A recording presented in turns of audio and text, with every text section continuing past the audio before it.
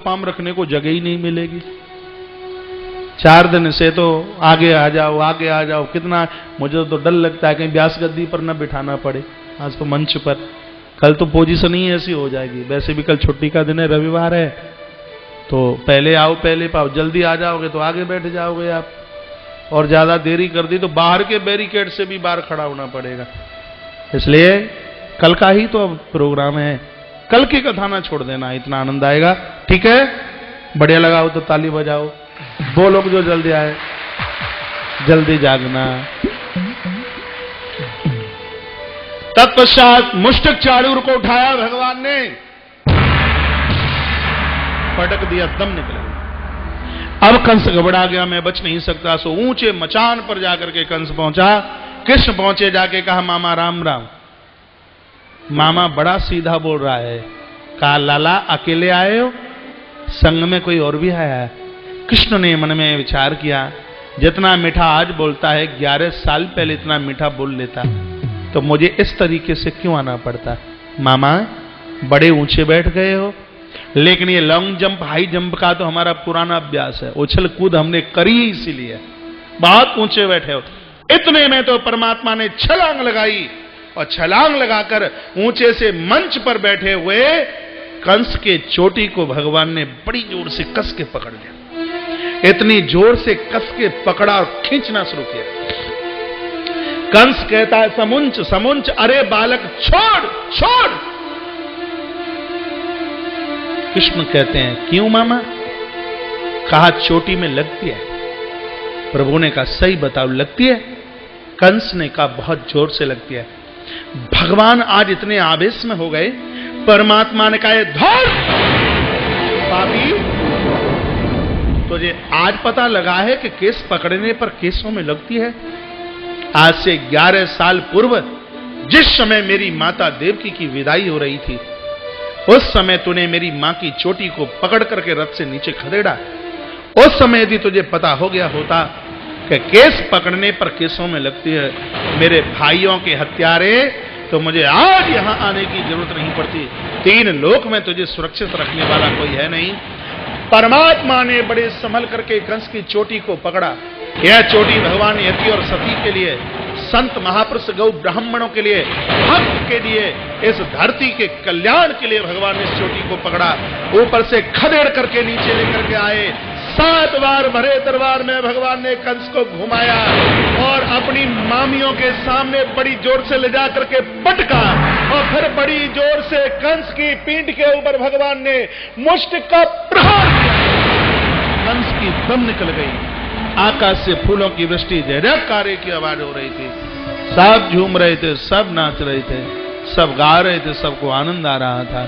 कंस का उद्धार हो तो भागवत की कथा पूरी। इसका मतलब ये नहीं है कि कल आप ना आवे। रावण का उद्धार हो जाए तो राम कथा पूरी, त्रिपुर का उद्धार हो जाए तो शिव महापुराण पूरा, और महेशासुर का उद्धार हो जाए तो देवी भागवत पूरी।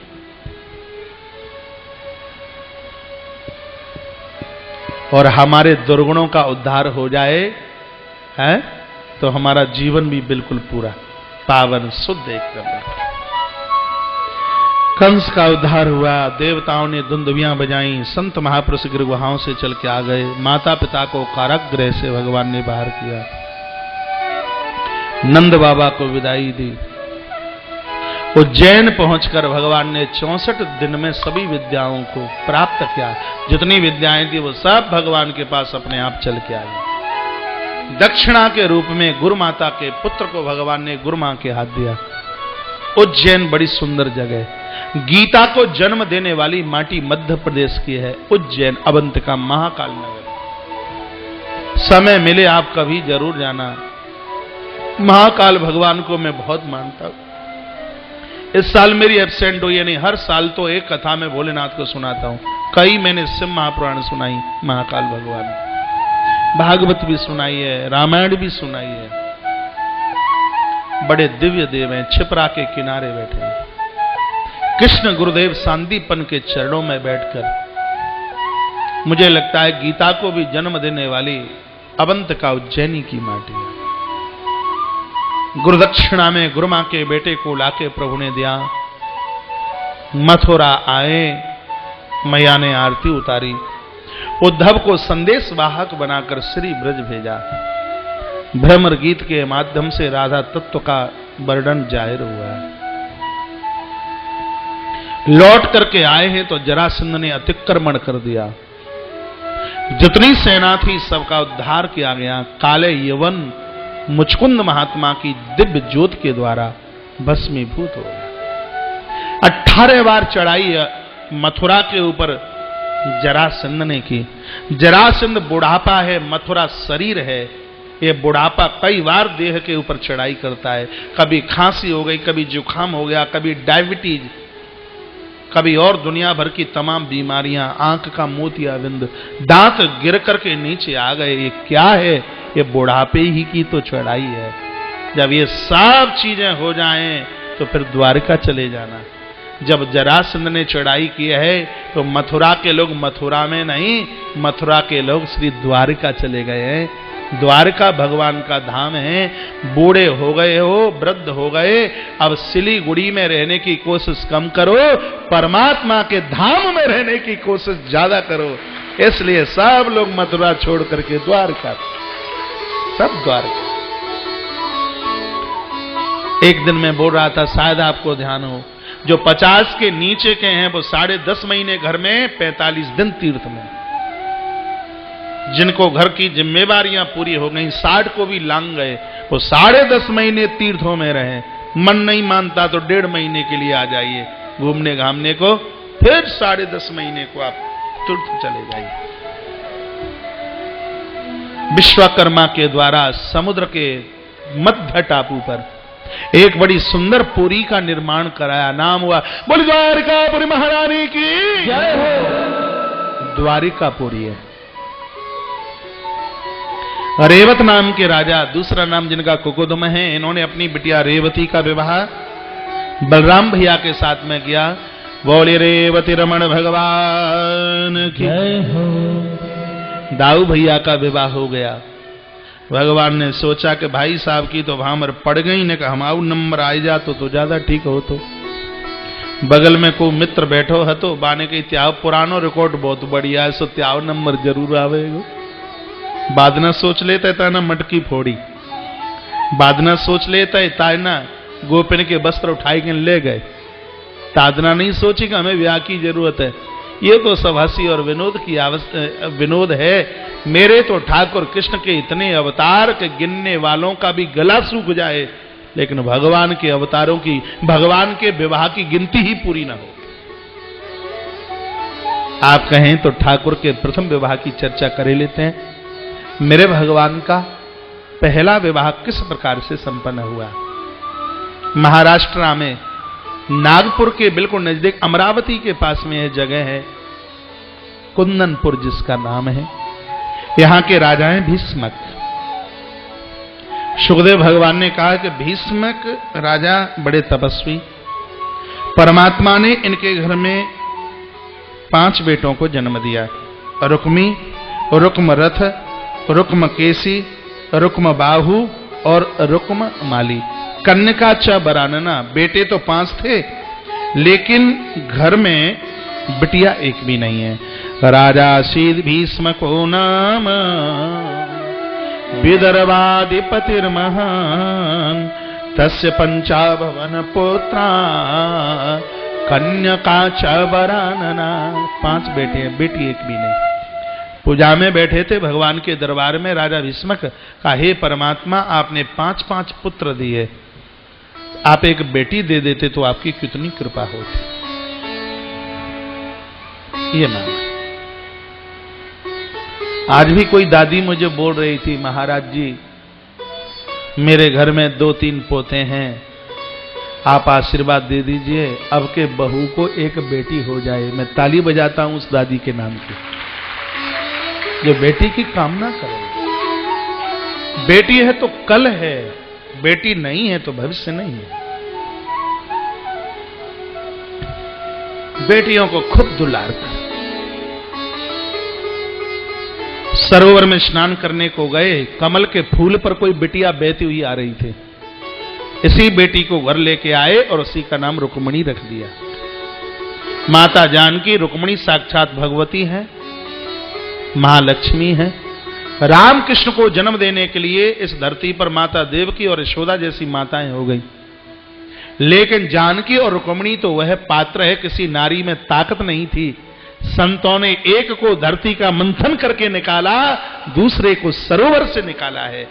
दुनिया की माताओं में ताकत नहीं थी इस शक्ति को उदर में रखने की, इसलिए एक जमीन से निकली, एक सरोवर से निकली। जमीन से निकली वैदेही जानकी, सरोवर से निकली है रुक्मिणी। माता रुक्मिणी विवाह के लायक हुई है। पिता को चिंता, बच्चे बड़े हो जाते हैं तो माता पिता को तो चिंता होती है और होनी भी चाहिए। रुक्मी जो कि ज्येष्ठ बालक है, उसको कहा कि बहन के लिए घर वर दे के आओ। रुक्मी अपने बहन को शिशुपाल के हाथ देना चाहता है। घर के लोगों ने विरोध किया, ये मानने को तैयार है नहीं। रुक्मिणी को नारद ने भगवान के बारे में सब कुछ बता दिया। और देखिए, ईश्वर से हमारी श्रद्धा तब ही जुड़ती है जब परमात्मा के बारे में हमें कोई बतावे। हमारी तो ऐसे ही जुड़ी है, आपका मुझे पता नहीं। हमने तो बड़ा महत्व, बड़ा महात्म्य सुना, भगवान ऐसे हैं, भगवान ऐसे हैं, भगवान ऐसे हैं। और किसी के लिए तुम बार बार कहोगे वो ऐसे हैं तो एक न एक दिन तो आप जुड़। हम कथा सुनते ही इसलिए हैं, पता नहीं कथा की कौन सी बात हमें ईश्वर से मिला दे, कथा सुनना सार्थक हो जाएगा। वो कौन सा शब्द जो हमें भगवान से संबंध बना दे। न जाने कौन से गुण पर दयानिधि दयानिधि रूठ जाते तो नहीं है, रीझ जाते हैं। न जाने कौन से गुण, यही सब ग्रंथ कहते हैं, यही सब संत कहते हैं, न जाने कौन से गुण पर दयानिधि रीझ जाते। कौन सी बात लगे। देवर्षि नारद के मुंह से मां रुक्मिणी ने कथा सुनी, संकल्प किया कृष्ण को वरेंगे, लेकिन भैया गीदड़ के हाथ देना चाहता है। भाभी के पास रोई। रुक्मिणी की भाभी बहुत बढ़िया है। माता सुनिए, यदि भैया गड़बड़ होता है तो भाभी बढ़िया होती है।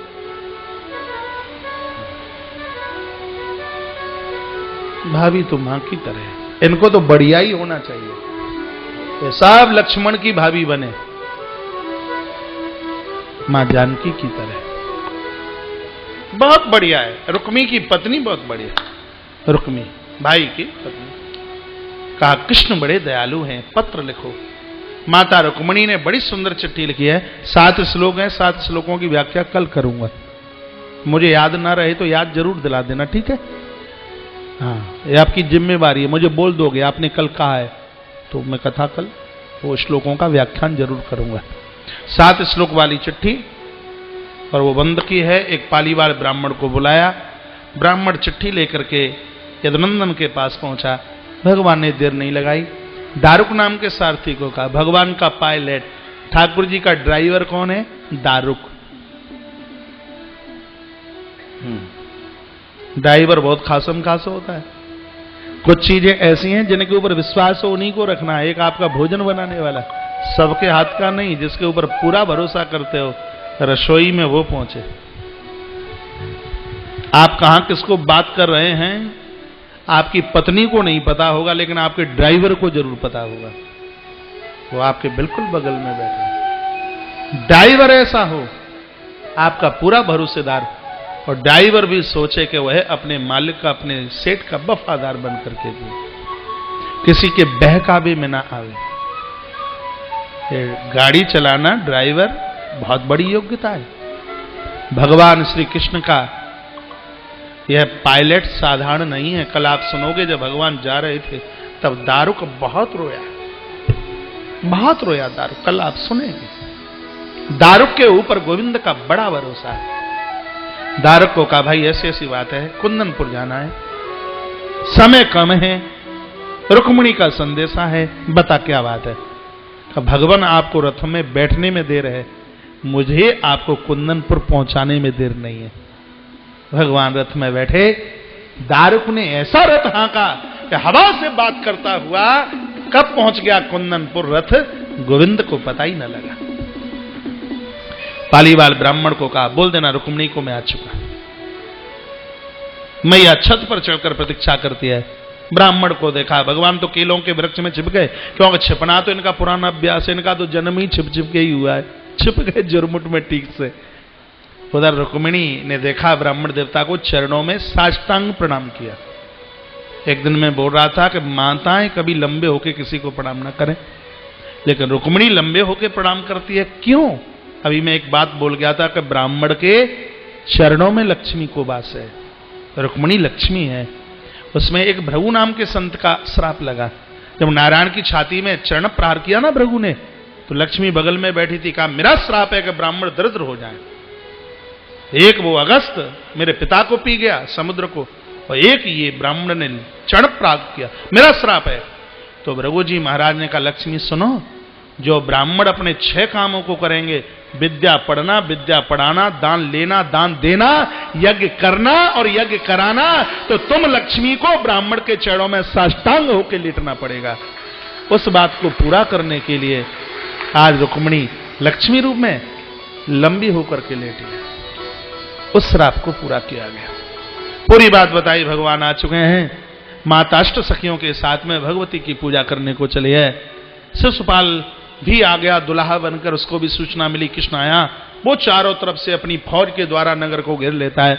भगवान कहते हैं बड़ा पगला है ये, इसे नहीं पता कि हम जन्मे छिप छिप के, हमारा खान पान हुआ छिप छिप के, बड़े हुए छिप छिप के, तो बंदे सुन, हमारा विवाह भी होगा छिप छिप के। और बड़ा चोर तो वो है जो पूरी व्यवस्था में से चोरी करके बता दे। इतने में मैया पहुंची, मां भगवती जगदम्बा का पूजन किया, माला टूट के नीचे आ गई, इशारा मिला कि तुम्हें भगवान मिलेंगे। पूजा की एक विशेषता, फूल चढ़ाए नीचे गिर जाए, आप जल चढ़ा रहे हो भगवान को, लोट हाथ से गिर गया, समझ लीजिए जिसकी आप पूजा कर रहे हैं वो आपके ऊपर खुश है, आपके ऊपर प्रसन्न है। आपने भोलेनाथ के ऊपर बेल पत्र चढ़ाया और चढ़ाते ही गिर गया, समझ लीजिए भोलेनाथ आपके ऊपर प्रसन्न है। लेकिन इसका मतलब ये नहीं है कि आप ऐसे चढ़ाएं कि एकदम गिर ही जाए, वो अपने आप गिर जाए, तो वो खुश है आपके, वो प्रसन्न है। जैसे ही माला चढ़ाई तो नीचे गिर गई, तो इसका मतलब है कि मां बहुत प्रसन्न है। इशारे में कह दिया चिंता ना कीजिए, तुम्हें भगवान मिलेंगे। मैया ने बोला। इधर चारों तरफ से व्यवस्था थी पूरी। मैया की सहेलियां साथ में थी, आओ मेरी सखियों, उसी दरबार में तो प्रणाम बंदन किया जा रहा था। मुझे ऐसा गहना पहनाना जो कभी उतरे ना।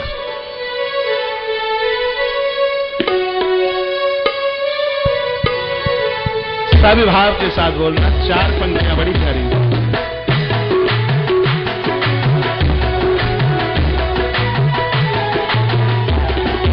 आओ मेरी सखियों मुझे मेहंदी लगा दो, आओ मेरी सखियों मुझे मेहंदी लगा दो, मेहंदी लगा दो मुझे सुंदर बना दो, मेहंदी लगा दो मुझे सुंदर बना दो, मुझे श्याम सुंदर की दुल्हन बना दो,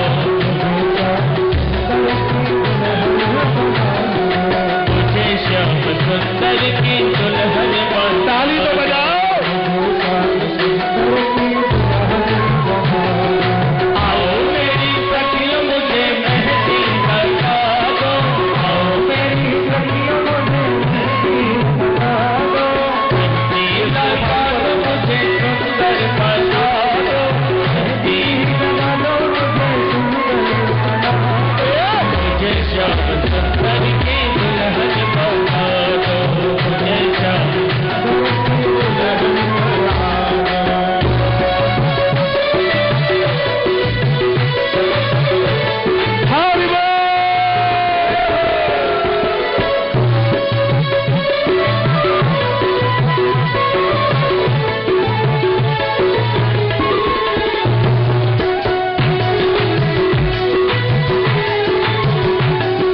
सत्संग में मेरी बातें लगाई, सत्संग में मेरी बातें लगाई, सतगुरु ने मेरी कीने सगाई, सतगुरु ने मेरी। ये बीच का रास्ता खाली करवाइए, भगवान घोड़े पर बैठ के आएंगे। ये जगह चाहिए बिल्कुल खाली है एकदम। और ये सोफा ऊपर रखवाइए कार्यकर्ता लोग, ये सोफा सत्संग में मेरी बातें चलानी, सत्संग में मेरी बातें चलानी, सद्गुरु ने मेरी कीनी सगाई, सद्गुरु ने मेरी कीनी सगाई। उनको बुला के हंस सेवा तो करवा दो, उनको बुला के हंस सेवा तो करवा दो, मुझे श्याम सुंदर की दुल्हन बना दो, मुझे श्याम सुंदर की दुल्हन बना दो। बाबा श्राद्ध है।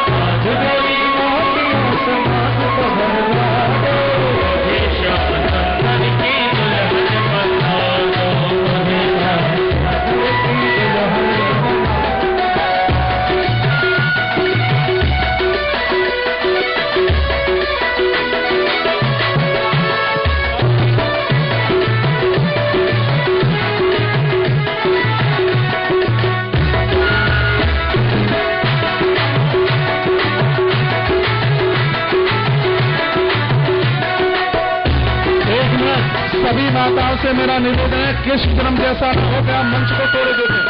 ऊपर बिल्कुल कोई भी नहीं आएगा, सब बच्चों को बाहर। पांडे जी, मिश्रा जी, छोटे छोटे बच्चों को सबको उतार दें बाहर नीचे, सब बच्चों को उतार दीजिए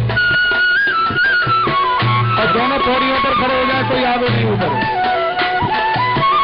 आगे का रास्ता खाली कीजिए भगवान के लिए। लगाओ भक्ति का दुर्भाव है।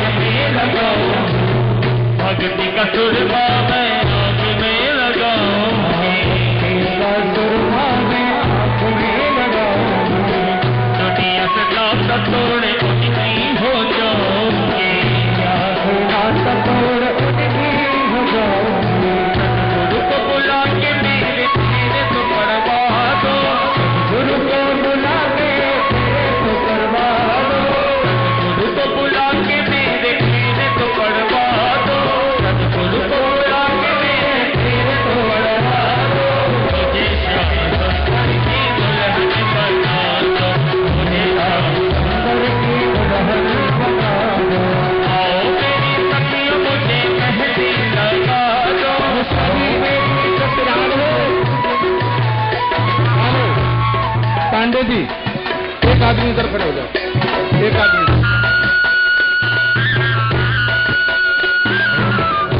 आने दो भगवान को, आने दीजिए। हरिलाल की जय। भगवान कितने प्यारे हैं, कितने सुंदर हैं, कोई नजर न देना। तेरा किसने किया श्रृंगार सांवरे, तू तो दूल्हा सो लागे दिलदार सांवरे। तेरा किसने किया श्रृंगार सांवरे, तेरा किसने किया श्रृंगार सांवरे, ओ लगे दुल्हा का दिलदार सांवरे, ओ लगे दुल्हा का दिलदार सांवरे।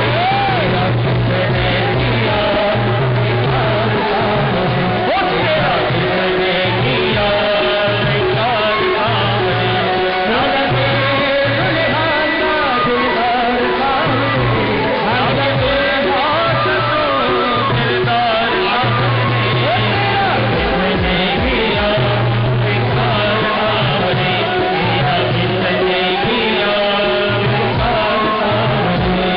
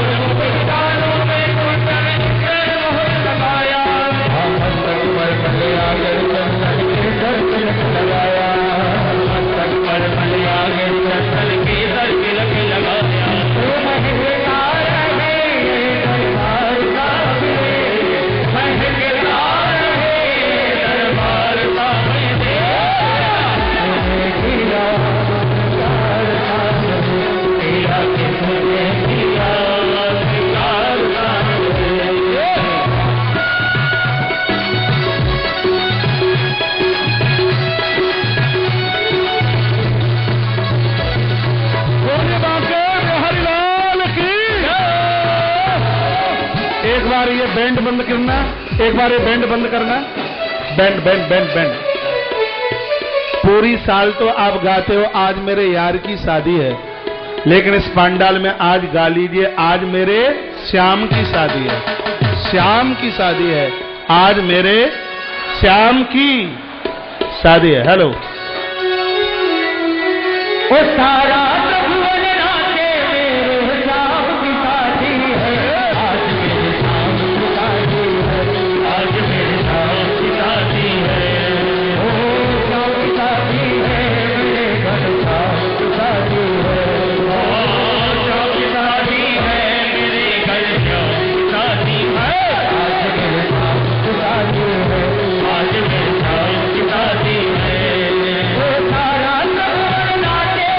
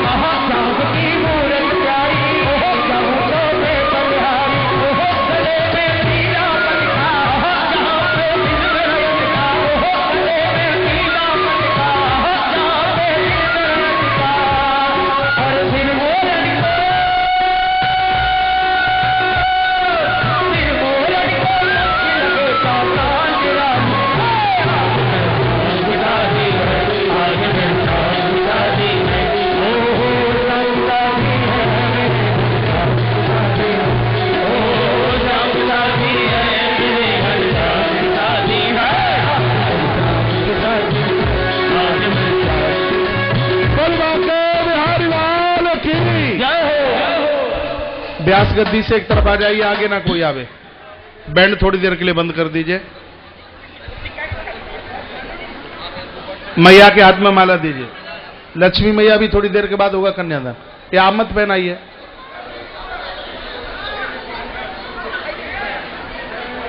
थोड़ी थोड़ी जगह खाली कर दीजिए।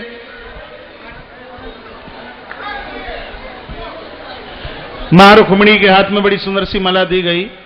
माता के पास आ जाइए, कोई रुक्मिणी के पास। ओम मंगलम भगवान विष्णु मंगलम गरुड़ध्वजा मंगलम पुंडरीकाक्ष मंगलाय स्तनोहरि सत्यावृतम सत्यपरम दृसत्यम सत्य सौनिम निहितम च सत्ये सत्यस्य सत्यामृत सत्य नेत्रम सत्यात्मकाम ताम शरणम प्रपन्नः। इतने में तो आज वेद आकाश में प्रकट हो गए और माता रुक्मिणी ने बड़ी सुंदर भगवान के कंठ में सादर समर्पित कर दी। बोलिए रुक्मिणी रमण भगवान की जय हो। उसी समय भगवान श्री कृष्ण ने भी अपने लाड़ और दुलार और स्नेह से भरी हुई माला माता रुक्मिणी के कंठ में समर्पित की। बोलिए रुक्मिणी रमण भगवान जय हो। बड़ी सुंदर झांकी भगवान की, बड़ी सुंदर सी छवि। अभी तक हम लड़के वाले की तरफ से थे, लेकिन अब हम बिटिया वाले की तरफ से हैं। अभी मैं नीचे उतर के आऊंगा। पहला कन्यादान हम भगवान का करेंगे, उसके बाद में माता लक्ष्मी देवी और इस कथा के मुख्य परिचित भैया श्री भोलानाथ जी अग्रवाल, उनकी गृहिणी, उनकी गृहपत्नी, और उसके तत्पश्चात जिन माता पिता के बच्चों को आज कृष्ण और रुक्मिणी बनने का सौभाग्य प्राप्त हुआ है, कृपया वह भी व्यासपीठ पर ऊपर चल करके आ जाएं लक्ष्मी माता के पुत्रों के साथ, और फिर यह मौका आप सबको मिलेगा। यह हमारा भाग्य है। निश्चित रूप से अपने भाग्य की जितनी सराहना की जाए उतनी कम है। आइए, बड़े भाव के साथ आप गाते रहेंगे। भाई कुलदीप, पूजा की पूरी तैयारी। लोटा पानी, अरे आप नाचते रहिए, आनंद करते रहिए। देखिए, एक बात और सुन लीजिए। देखो, एक मिनट सुनिए। सुन लो, कोई बात नहीं है। यहां तक तो पहुंचने का मौका आप सबको नहीं मिल पाएगा, क्योंकि भीड़ भाड़ इतनी ज्यादा है। तो आप माता को वहीं से वंदन करते हुए, वहीं से भगवान को प्रणाम करते हुए, और वहां से भी आप भगवान को आरती उतारते हुए, बाहर व्यवस्था, बाहर दिया जल रहा है जो उसके लिए, ये मैं अपने लिए नहीं, ना किसी संस्थान के लिए, और यह बिल्कुल संकल्प है कि आपके द्वारा जो भी इकट्ठा होता है, एक कसम खाइए इस बात की, आरती में, यहाँ पोथी के ऊपर, यहाँ जो भी इकट्ठा वो सीधे सब गौ माता की सेवा में लगता है। अब कृष्ण जन्म वाले दिन आपने इतनी भगदड़ कर दी, नहीं तो और ज्यादा आनंद आता उत्सव में। तो कृपया यह है, आप यदि बहुत तसल्ली से, बहुत शांति से इस उत्सव का आनंद लेंगे तो इसमें बहुत ज्यादा आनंद आएगा। आइए, कीर्तन के साथ में पूजा की तैयारी कीजिए पूरी।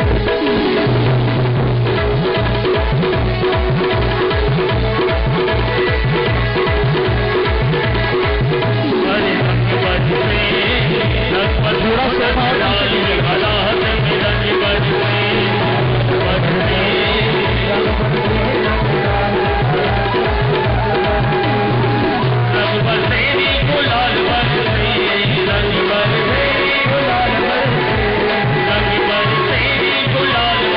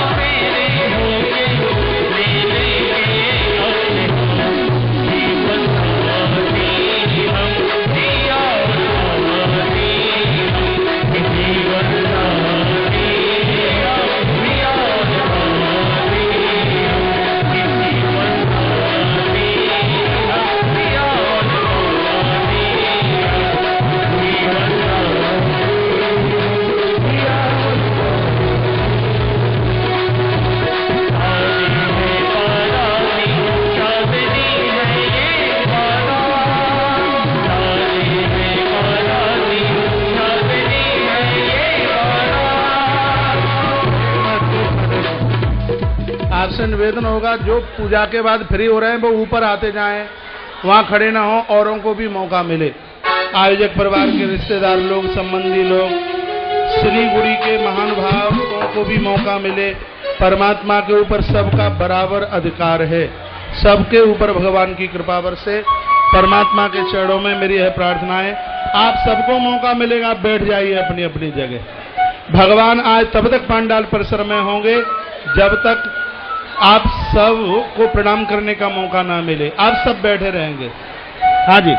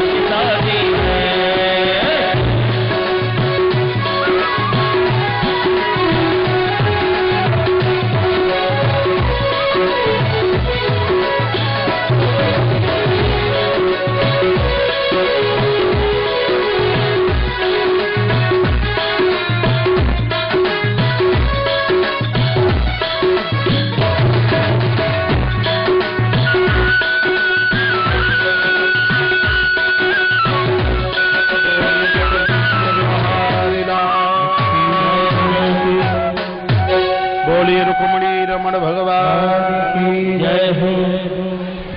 भगवान श्री कृष्ण और माता रुक्मिणी के विवाह की आप सभी को बहुत बहुत शुभकामना। परमात्मा आपके घर में खूब खुशियां बरसाए। ठाकुर जी के चरणों में अतुल पटेरिया, अतुल अतुल सुनता नहीं, इधर सुन। वृंदावन बिहारी लाल की जय हो। बोलिए यज्ञ नारायण भगवान की जय हो। जय जय श्री राधे श्याम। परम पूज्य महाराज श्री के श्रीमुख से आज सप्त दिवस की कथा में आप सभी ने खूब आनंद लिया और भगवान श्री कृष्ण के साथ रुक्मिणी मंगल विवाह की आपको सभी को बहुत बहुत बधाई। अभी विवाह पाणी ग्रहण संस्कार चल रहा है और सभी भक्त कन्यादान कर रहे हैं। जितने भी यहाँ आ सकते हैं सभी का स्वागत है।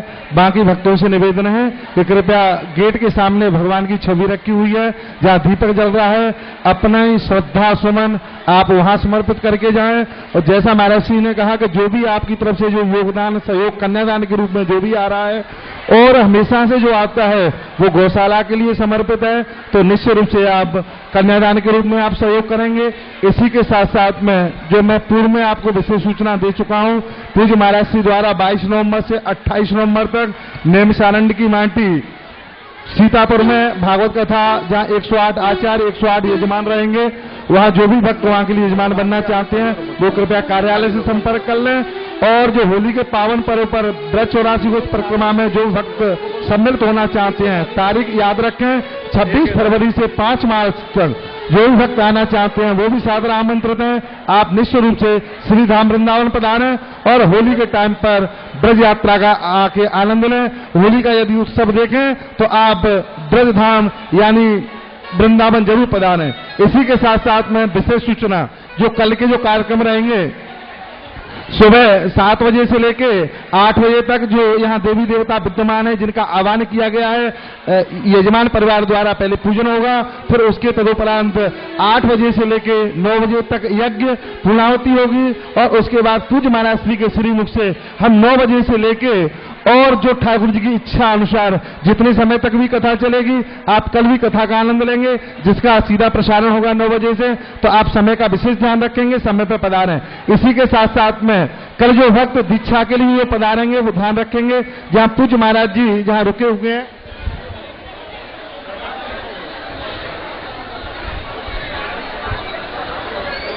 हमें नहीं पता कहाँ पूज्य महाराज